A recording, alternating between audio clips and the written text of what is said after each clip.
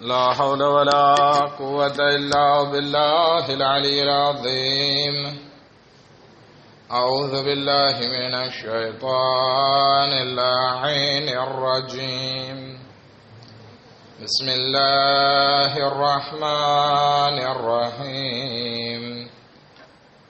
الحمد لله رب العالمين، الصلاة والسلام على سيدنا ونبينا وحبيب قلوبنا وطبيب نفوسنا وشفيع ذنوبنا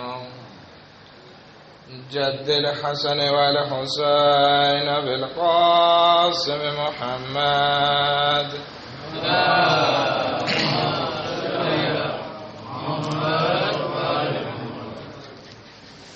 وأهل بيته الطيبين الطاهرين المعصومين المظلومين، ولعنة الله على أعدائهم أجمعين. أما بعد، قال الله تبارك وتعالى: بسم الله الرحمن الرحيم.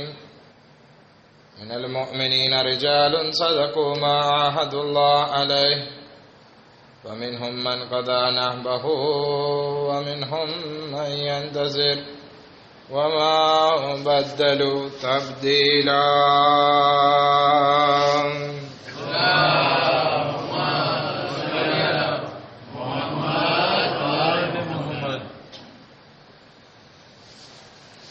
આજે આપણે સર્વો બે શાહઝાદાની વિલાદત મનાવવા માટે ભેગા થયા છીએ કે બંને શહેજાદા કરબલાના મેદાનમાં બહેતરીન કારનામાઓ પેશ કર્યા કે જેને આપણે કયામત સુધી ભૂલી નહીં શકીએ. જેમાં એક ઇમામે હસન અલૈહિસ્સલામના ફરઝંદ જનાબે કાસિમ છે અને બીજા ઇમામે હુસૈન અલૈહિસ્સલામના ફરઝંદ જનાબે અલી અકબર છે.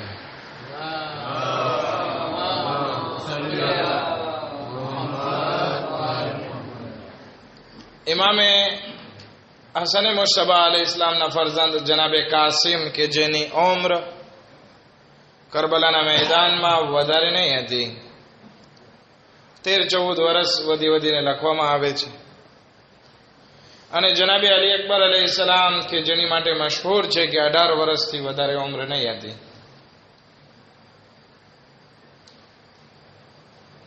જનાબે અલી અકબર અલૈહિસ્સલામની જિંદગીમાં આપણે જોઈએ તો અમુક તારીખ મળે છે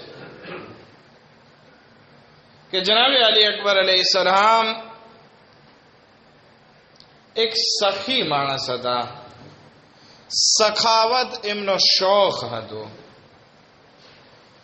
એટલી સખાવત હતી કે પોતાના ઘરની છત ઉપર એક મશાલ, એ જમાનામાં દીવો આપણે કહીએ, અથવા તો એક લાકડાની ઉપર જે બાળવામાં આવે, હવે તમે શું કહેતા હોય, ગુજરાતીમાં એને મશાલ કહેવાય, કે એક લાકડું હોય અને ઉપર કંઈક કપડું ને એમાં તેલ નહીં રાખેલું હોય એટલે એ બળતું રહે. તો એ મશાલ સળગાવીને રાખતા. એ કારણ પૂછવામાં આવ્યું કે તમે આમ શા માટે કરો છો? તો જનાબે અલી અકબર અલૈહિસ્સલામ ફરમાવે છે, કારણ કે અગર કોઈ રાતના વખતમાં મુસાફિર આવે અથવા તો કોઈને કાંઈ રાત બરાત જરૂર પડે તો મારા ઘર ઉપર દીવો અથવા મશાલ સળગતી જોઈ અને મારા ઘરનો દરવાજો ખટખટાવે અને મારા પાસે મદદ માંગે. વિચાર કરીએ, જનાબે અલી અકબર અલૈહિસ્સલામનો મદદ કરવાનો અથવા તો સખાવત કરવાનો જઝ્બો કેટલો મહાન છે. એ ઉપરાંત જ્યારે મક્કાથી કુફા તરફ જઈ રહ્યા હતા ત્યારે ઇમામે હુસૈન અલૈહિસ્સલામ એક સપનું જોવે છે અને સપનામાંથી ઉઠે છે ત્યારે અલી અકબર અલૈહિસ્સલામ એમની બાજુમાં હતા. તો ફરમાવે છે કે મેં એક સપનું જોયું કે આ કાફલો આપણો આગળ આગળ વધી રહ્યો છે અને મોત એનો પીછો કરી રહી છે. ત્યારે જનાબે અલી અકબર અલૈહિ ઇસ્લામ એક સવાલ પૂછે છે, શું બાબા આપણે હક ઉપર નથી? તો કે બેટા, આપણે હક ઉપર નહીં હોય તો આપણાથી વધીને કોણ હક ઉપર હશે?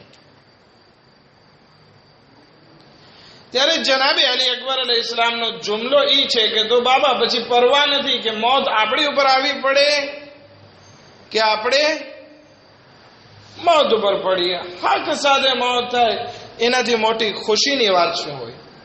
એવો જ કંઈક જુમલો જનાબે કાસિમ અલૈહિ ઇસ્લામની જિંદગીથી મળે છે કે જનાબે કાસિમ અલૈહિ સલામને જ્યારે ઇમામે હુસૈન અલૈહિ સલામ શબે આશુર સવાલ કરે છે, દીકરા તારી નજદીક મોત કેવી છે, આ શહાદત કેવી છે, રાહે ખુદામાં શહીદ થવું કેવું છે? તો ફરમાવે છે કે મધ કરતા વધારે મીઠું છે. એટલે કે હકીકતમાં જોઈએ તો આ ખાનદાને રિસાલતના જવાનો ઈ બહેતરીન જવાનો છે કે જેને રાહે ખુદામાં દરેક કાર્યો પસંદ છે અને રાહે ખુદામાં શહીદ થવાનો એક જાણે શોખ હોય એ રીતે જિંદગી જીવે છે. ન ફકત જનાબે કાસિમ, જનાબે અલી અકબર અને મોહમ્મદ આ બધા જવાન, નવજવાન અને જવાન હતા. એવી જ રીતે કરબલામાં ઇમામે હુસૈન અલૈહિ સલામની સાથે વધારે પડતા જે ઇમામના સાથીઓ હતા એ બધા પણ જવાન હતા, બુઢા પણ હતા પણ ઓછા. મતલબ કે કરબલાથી આપણને જે દર્શ મળે છે અથવા તો જનાબે કાસિમ અને જનાબે અલી અકબર અલૈહિ સલામથી જે આપણને દર્શ અને લેસન મળે છે એ જવાનીનો દર્શ છે. કારણ કે આ જવાની એટલી મહત્વતા રાખે છે કે અગર જો ઇન્સાન આ જવાનીમાં દીનદાર બની ગયો અથવા તો સિરાતે મુસ્તકીમ ઉપર આગળ ચાલવાની આદત બનાવી નાખી તો પછી એના માટે આવતી જિંદગી જે બુઢાપો છે એ બહુ આસાન છે. પરંતુ અગર જો જવાનીમાં દાદ ના દીધી, જવાનીમાં પોતાની સુધારણા અને પોતાની તરબિયત ના કરી અને એમ વિચારે કે હું મોત વખતે, મોત આવવા પહેલા અથવા ડોસો થાય ત્યારે હું મારી જાતની સુધારણા કરી નાખીશ, પછી બહુ મુશ્કેલ છે. હું નથી કહેતો કે શક્ય નથી, ઇમ્પોસિબલ છે. ના, ઇમ્પોસિબલ નથી, પણ બહુ વધારે મહેનત પડે કે ઇન્સાન પોતાની આદતને પછી સુધારે. આપણા 11મા ઇમામ ઇમામે હસન અસ્કરી અલૈહિ સલાતો વસલામ ફરમાવે છે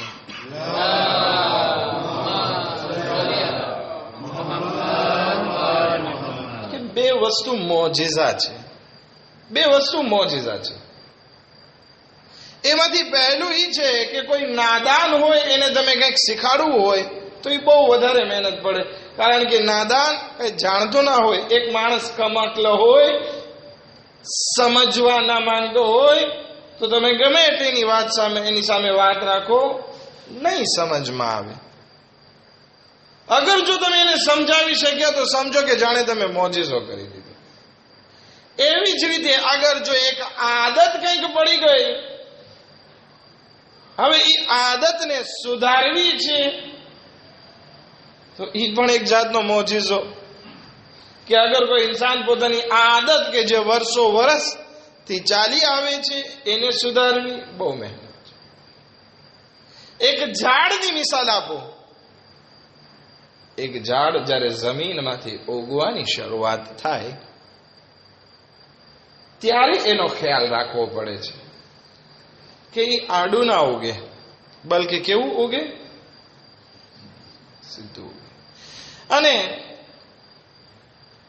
ખાસ કરીને જેના ઘરમાં લકુર છે એ લોકો ઘણી વખત પોતાના લકુરમાં ઝાડ વાવતા હોય તો જોયું હશે કે જ્યારે ઝાડ નાનું હોય ત્યારે એની સાથે એક સીધી લાકડી બાંધવામાં આવે છે કે હવાનો પવન જે છે એક તરફ જ્યારે ફૂંકાતો હોય ત્યારે આ ઝાડવું એ તરફ નમી નમીને વાંકું થઈ જાય. એટલે શું કરે છે, એક લાકડી જમીનમાં નાખી દેવામાં આવે અને એની સાથે આ ઝાડને બાંધી દેવામાં આવે કે એ પવનના કારણે એ ઝાડ નમી ના જાય, ઝાડ સીધું. હવે માની લ્યો કે એક ઝાડનો ને લાકડી બાંધવામાં ના આવી અને એને ઉગવા દીધું, ખાસ કરીને જંગલમાં. તો હવે આ હવા પવન લાગી અને ઝાડ વાંકું થઈ અને મોટું થઈ ગયું. હવે તમે લાખ કોશિશ કરો કે આ ઝાડ સીધું થાય, એ શક્ય બનશે નહીં. પણ ઇન્સાન એવો ઝાડ જેવો સખત નથી, એટલા માટે કહી શકાય કે ઇન્સાનમાં જે છે એ શક્યતા છે કે એ ભલે બુઢો હોય તો એ સીધો થઈ જાય, પણ બહુ મહેનતનું કામ છે. માટે જવાનીની કદરો કિંમતને આપણે સમજીએ કે આ જવાન શું છે. આ જવાન અગર જો પોતાની જવાનીમાં સીધા રસ્તા ઉપર હશે અને સીધો આગળ આવશે તો પછી એને મોટો થશે પછી મહેનત નહીં પડે પોતાની આદતને સુધારવાની. આ દર્શ આપણને કરબલાના મેદાનથી મળે છે. ઇમામે હુસૈન અલૈહિસ્સલામના સાથીઓ જે હતા એ પાક ફિતરતના હતા. એ પોતાની જવાનીને રાહે ખુદામાં લગાડી એટલા માટે તો કામયાબ થયા કે ઇમામે હુસૈન અલૈહિસ્સલામની સાથે પોતાની જાનને કુરબાન કરી શકે. હવે એવી કઈ વસ્તુની જરૂર છે કે જે કરબલાના મેદાનમાં ખાસ કરીને જનાબે અલી અકબર અને જનાબે કાસિમ અલૈહિસ્સલામે ધ્યાન રાખેલું કે જેના કારણે એ દરજ્જા સુધી પહોંચ્યા કે પોતાની જાતને સાચવીને રાખી શકે. આજે સમાજમાં સૌથી વધારે ધ્યાન દેવાનું હોય તો આ જવાન ઉપર, કારણ કે આ જવાન આ જમાતનું આવતું ફ્યુચર છે, ભવિષ્ય છે. અગર જો જવાન ઉપર ધ્યાન દેવામાં ના આવ્યું તો પછી આ જમાત વધારે આગળ સારી રીતે નહીં વધી શકે. માટે મેક્સિમમ કોશિશ કરીએ કે જવાન જે છે એ રાહે રાસ્ત ઉપર હોય. હવે કેવી રીતે? તો 5 વસ્તુ મેં નોટ કરી છે, પરંતુ હવે જેટલો સમય મળશે એટલે આપણે વાત કરશું, બાકી ઇન્શાઅલ્લાહ ફરી કોઈ વખત. તો પહેલી વસ્તુ જે જવાન માટે જરૂરી છે કે એ પોતાની જિંદગીને જનાબે અલી અકબર અલૈહિસ્સલામની જિંદગી જેવી કરી શકે. એમાં પહેલી વસ્તુ, અગર જો બુઝુર્ગો પણ આના પાછળ મહેનત કરી અને પોતાની સુધારણા કરી શકે તો એના જેવી એકે વાત નથી. પહેલી વસ્તુ જવાન માટે જરૂરી છે કે પોતાની આકલને, પોતાની શહવત અને પોતાના ગુસ્સા ઉપર ભારે કરી નાખે. પોતાની આકલથી શહવત અને પોતાના ગુસ્સા અને પોતાના જજ્બાને કંટ્રોલમાં રાખે. જવાનોમાં થતું એવું હોય છે કે જરાક એને બરાબર ના લાગે એટલે પરબરો ઉશ્કેરાઈ જાય, નેરવે થઈ જાય, ગાળ બોલી નાખે અથવા તો મારકૂટ કરવા માંડે, બાજવા લાગે કે વધારે પડતું તુલિયાર જમાતમાં પણ મેં જોયું કે જવાનોમાં આપસમાં ઇખ્તલાફ બહુ વધારે છે. ઓલો આમ શું કામ બોલ્યો, હું એને મારું, હું એને દોડું, એને મેસાજ લખું, એને ગાળ લખું, આ કરું તે કરું. આ બધી વસ્તુ ક્યારે થાય છે? જ્યારે આ જવાન પોતાની આકલ ઉપર કંટ્રોલ નથી રાખતો. આકલને આઝાદ મૂકી દીધી અને શહવતને પોતા ઉપર ગાલિબ બનાવી નાખી. પોતાના ગુસ્સાને પોતાની આકલ ઉપર આગળ વધારી નાખી. એટલે આવું બને છે. માટે જરૂરી છે કે જવાનીમાં ઇન્સાને પોતાની આકલ ઉપર બહુ વધારે કંટ્રોલ રાખવો પડશે. અને હદીસમાં છે, ખાસ કરીને હદીસે કુદસીમાં ખુદાવંદી આલમ ફરમાવે છે કે જે કોઈ જવાન પોતાની શહવત અને ગુસ્સા ઉપર કંટ્રોલ કરવામાં કામયાબ થઈ જાય છે તો ઈ જવાન હવે જવાન નથી, બલકે મારા ફરિશ્તાઓમાંથી એક ફરિશ્તો છે. ફરિશ્તા માસૂમ હોય છે. અને ખુદાવંદી આલમ આ જવાન કે જેણે પોતાની શહેવત અને ગુસ્સા અને ગઝબ ઉપર કંટ્રોલ કરી લીધો, તો ખુદાને એને માસૂમનો દરજ્જો આપે છે, એક ફરિશ્તા જેવો સમજાવે છે. એક દરૂદ પડે મોહમ્મદ વ આલી મોહમ્મદ પર.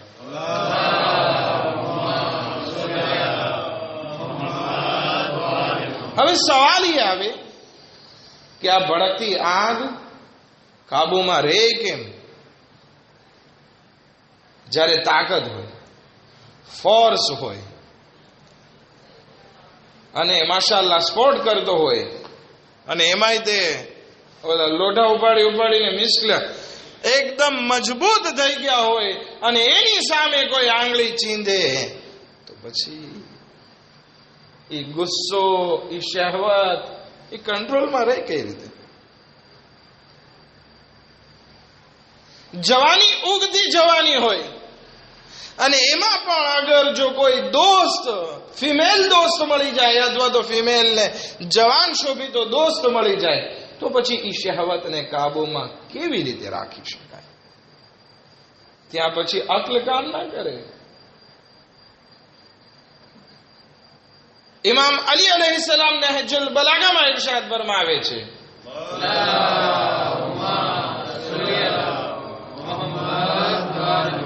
મન આશિક શૈઅન અઅમા બસરુહ વ અમરદ કલ્બુહ. ઇમામ અલી અલૈહિસ્સલામ નહજુલ બલાગામાં ઇરશાદ ફરમાવે છે, અગર કોઈ ઇન્સાન કોઈ વસ્તુનો આશિક બની જાય, પછી એની અક્કલ કામ નથી કરતી, એનો દિલ બીમાર થઈ જાય છે. માટે ધ્યાન રાખવું પડશે આ જવાને કે પોતાની અક્કલને ગુમાવી ના દે. અગર જો પોતે પોતાની બહાદુરીનો આશિક થઈ ગયો તો પછી બધાને દબાવવાની કોશિશ કરશે, કોઈને મોકો નહીં આપે કે એની સામે જરાય ઊંચા અવાજે વાત કરી શકે. અગર એક ઇન્સાન પોતાની અક્લને કાબુમાં ના રાખી અને શહેવતને છૂટી મૂકી દીધી, તો પછી શું થશે? એને ઘણી બધી નામહેરમો પસંદ આવી જશે અને બધાની પાછળ ફર્યા કરશે.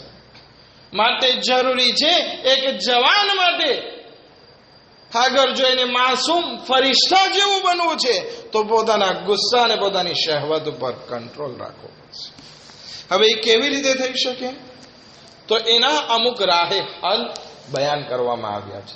અગર જિંદગીમાં આ 5 વસ્તુને ધ્યાનમાં રાખી નાખીએ, તો પછી આ અક્લનો કંટ્રોલ આપણા હાથમાંથી કોઈ દિવસ નહીં જાય, અને હંમેશા આપણે આ 2 મહાભારે વસ્તુ છે એના ઉપર આપણે કંટ્રોલ કરી લઈશું. કઈ કઈ? શહેવત અને બીજો ગુસ્સો. કઈ વસ્તુ છે એમાં? પહેલી વસ્તુ, તમારી નવરાશને કાઢી નાખો તમારી જિંદગીમાંથી.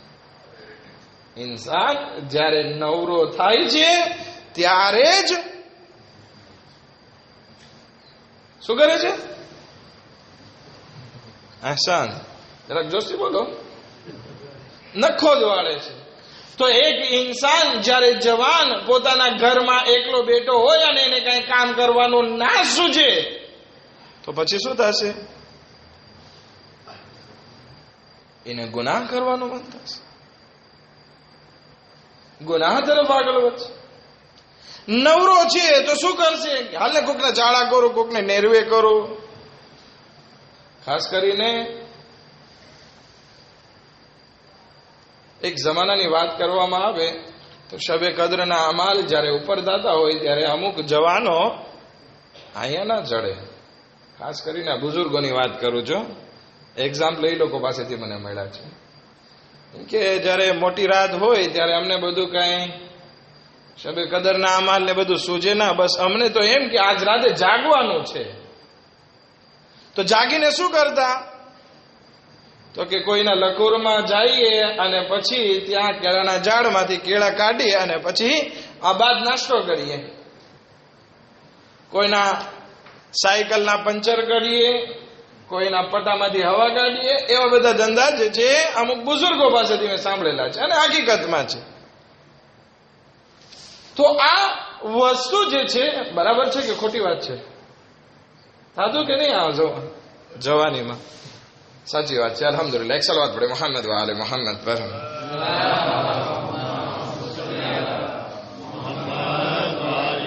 હવે હું અહીંયા તમને એમ પૂછું કે સાચી વાત છે, તો કે આપણે અગર જો હા પાડી દેશું તો આગળ આપણને કહી શકીએ કે ભાઈ તમે આવું કરતા હતા.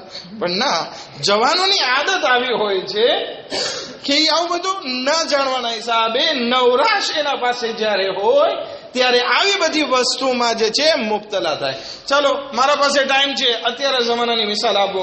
મારા પાસે સમય છે, હું શું કરું? તો કે ચાલો ફેસબુક ખોલીને બેસું. ફેસબુક નવરાશનું ઘર છે. અગર એક ઇન્સાન કે જે પોતાના ભણવા પડવામાં મશરૂફ હોય, પોતાના કામમાં મશરૂફ હોય, તો એને ફેસબુક કરવાનો સમય મળશે?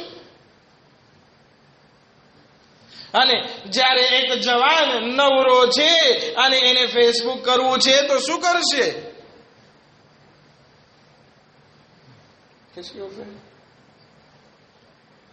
ચેટ કરશે, ગુનાહ તરફ આગળ વધશે. માટે સૌથી બહેતરીન વસ્તુ જવાન માટે છે કે પોતાના કાર્યોને અધૂરા ના મૂકે અને નવરાશ ના રાખે.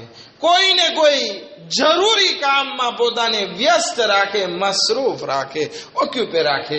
તો પછી ના તો એને ગુનાહ કરવાનો સમય મળશે, ના તો પછી એને ગુસ્સો કરવાનો સમય મળશે. આ બધી વસ્તુ ત્યારે થાય છે જ્યારે ઇન્સાન પોતાની જાતને નવરાશમાં મુબ્તલા કરે છે. કરબલાના મેદાનમાં કઈ કામ નહીં હતું, તેમ છતાં અલી અકબર અલૈહિસ્સલામ, જનાબે કાસિમ અલૈહિસ્સલામ અને મોહમ્મદ અલૈહિસ્સલામ આપસમાં બેસી અને દેબા કરતા, ઇલ્મી વાતો કરતા, જિક્ર ખુદામાં પોતાને મસરૂફ રાખતા. અલ્લાહથી કેવી રીતે નજદીક થવાય એ વિચારતા. ઇમામની નુસરત કેવી રીતે કરવી એ વિચારતા. જ્યારે ઇન્સાન પોતાના સમયને ધાર્મિક કાર્યોમાં, પોતાની વાજિબાતમાં, પોતાના દેવાળમાં લગાડી દેશે તો પછી એને ના તો શહેવત પ્રત્યે ધ્યાન દેવાનો સમય મળશે, ના તો એને ગુસ્સો કરવા બાબતે કે હું કંઈક છું, જે સ્વી હું કંઈક છું એ સાબિત કરવાનો સમય મળશે. આ એક વસ્તુ. જવાનને અગર જો માસૂમ બનવું છે, સીરતે જનાબે અલી અકબર અને જનાબે કાસિમ ઉપર અમલ કરવો છે, તો જરૂરી છે કે પોતાના વખતને જે છે એ ભરી નાખે. બીજી વસ્તુ, ખરાબ જોવાથી પરહેઝ કરે. આ આંખ સવારે ખુલે છે અને રાત્રે બંધ થાય છે. પછી આ 12 થી 14 કલાક અથવા 10 કલાક શું જોવે છે, શું નથી જોતું, એ આપણને ખબર નથી હોતી. મતલબ કે આપણે આ આંખને છૂટી મૂકી દીધી. જ્યારે આ આંખ છૂટી મૂકી દેવામાં આવે છે તો પછી એ ન જોવાનું પણ જોઈ નાખે છે. પણ અગર જો આ આંખને કાબુમાં રાખતા આવડી ગઈ કે ભાઈ આ આંખ જે જોવે છે એ નથી જોવાનું, બલકે આંખને શું જોવું છે એ મારે કોમાન કરવી છે, તો પછી શું થશે? ઇન્સાન પોતાની જિંદગીમાં શહવત ઉપર પણ કાબુ મેળવી શકશે. કારણ કે ઇન્સાનના ગુનાહની શરૂઆત, ખાસ કરીને શહવતની શરૂઆત આ આંખથી થાય છે. ખરાબ જોશે ને તો ખરાબ વિચાર નહીં આવે, ખરાબ વિચાર નહીં આવે તો શહવત નહીં પડગે, તો પછી શું થશે? આરામથી ઇન્સાન જીવન વિતાવી શકશે અલ્લાહની બારગાહમાં. રસૂલ ખુદા સલ્લલ્લાહુ અલૈહિ વસલ્લમ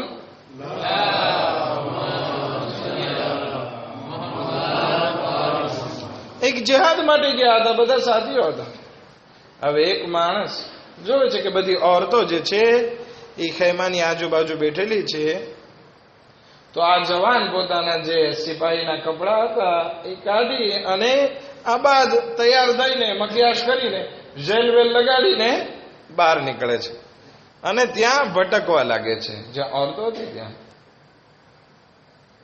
એવામાં ઓચિંતા રસૂલે ખુદા સલ્લલ્લાહુ અલૈહિ વસલ્લમ ત્યાંથી પસાર થાય છે. હવે આ માણસને આવો આપણે શું કહ્યો, આટલો બોગસ થઈ અને ત્યાં ઓરતો સામે પસાર થતો હોય, ત્યાં આજુબાજુમાં ભટકતો હોય, નોર્મલ છે. રસૂલે ખુદા પૂછે છે કે ભાઈ તું અહીંયા શું કરે છે? પૂછે છે, અહીં જવાન તું અહીંયા શું કરે છે? હવે શું જવાબ દે રસૂલે ખુદા સલ્લલ્લાહુ અલૈહિ વસલ્લમ? એમ તો ના કહેવાય કે યા રસૂલલ્લાહ હું આવ્યો છું આ બધી છોકરીઓને જોવા માટે.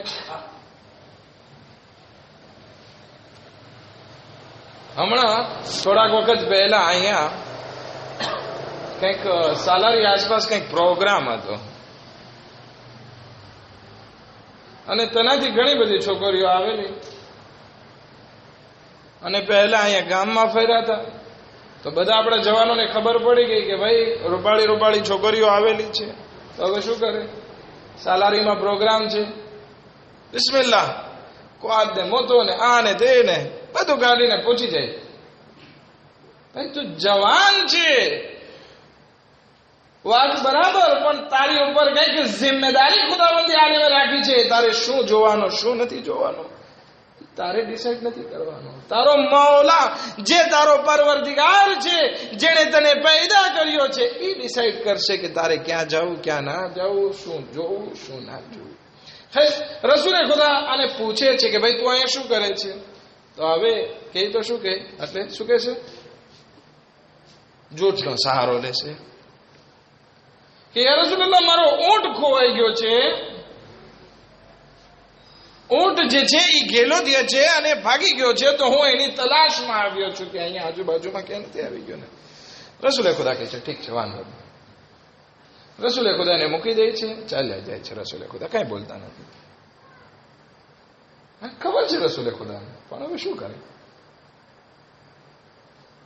ખેર, રસૂલે ખુદા જયારે મદીના પહોંચે છે ત્યારે આ જવાન સામે આવે છે. તો રસૂલે ખુદા ત્યારે એને પૂછે છે કે ભાઈ તારો ઊંટ જે ગેલો થયો તો એ ડાયો થઈને તારા ઘરે પાછો આવી ગયો કે નહીં? જે શામો ગેલો જઈને ચાલ્યો ગયો તો તારા પાસેથી એ પાછો આવી ગયો કે નહીં? એ જવાન મુસ્કુરાય છે, યા રસૂલલ્લાહ આ વખતે મને માફ કરી દો, હવે પછી આવો નહીં કરો. રસૂલે ખુદા એને શું કહેવા ચાહે છે કે તારો ઊંટ ગેલો થઈને ચાલ્યો ગયો તો મતલબ કે તારો નફ્સ જે છે એ આમ તેમ ભટકવા લાગ્યો હતો અને તું આંખથી ગુનાહ કરતો હતો, તો હવે તારો નફ્સ ડાયો થઈને તારી કંટ્રોલમાં આવી ગયો છે કે હજી નથી આવ્યો? એક સવાલ હતો. હવે આપણે અગર જો જવાન છીએ, અગર જો આ જવાનીમાં પોતાની આદતને ના સુધારી તો પછી આશા ના રાખજો કે બુઢા થઈને આદત સુધરશે. મેં ઘણા બુઢા લોકોને પણ જોયા કે હવે આંખ પૂરી ખુલતી નથી, આંખમાં મોતિયા છે, મોટા મોટા જાડા કાચના ચશ્મા પહેરીને આમ કરીને જોવું પડે છે. તેમ છતાં એ જવાનીની આદત જે નામહેરમ તરફ જોવાની આદત હતી એ હજી મોતિયો આંખમાં આવી ગયો, તેમ છતાં જાતી નથી. મેં ખુદ મારી નજરે જોયેલું. આમ માખું ફાડીને જોતા હોય, ભાઈ હવે તારામાં નથી શહેવત, હવે ડોસો થઈ ગયો, હવે શું? તો પણ જોશે. શું કામ? આદત પડી ગઈ છે. આપણે જનાબે અલી અકબર અલૈહિસ્સલાતુ વસ્સલામની જિંદગીથી દર્સ લેવાના છે કે કરબલાના જવાનો જે છે એ એકદમ બહેતરીન તરીકાથી પોતાને સાચવીને રાખ્યા હતા. ચાહે કાન હોય, ચાહે જબાન હોય, ચાહે આંખ હોય, ચાહે દિલ હોય, ચાહે હાથ પગ હોય, આ બધી વસ્તુને પોતાના કંટ્રોલમાં રાખી. આ બે વસ્તુ થઈ. ખેર, બીજી વસ્તુ ઇન્શાઅલ્લાહ પછીની મજલિસમાં આપણે વાત કરશું, કારણ કે મૌઝૂ બહુ લાંબો છે, આપણે નહીં પૂરું કરી શકીએ.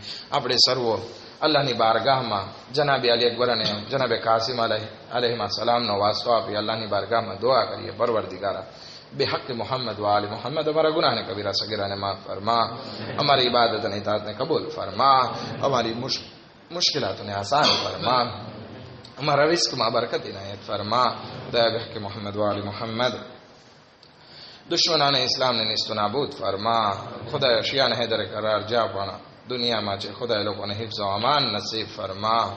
खुदा बहक मोहम्मद वाल मोहम्मद हजरत आयतुल्लाह सिस्तानी ने दीगर मराजियों ने सेहत व सलामती साथे लांबी उम्र इनायत फरमा.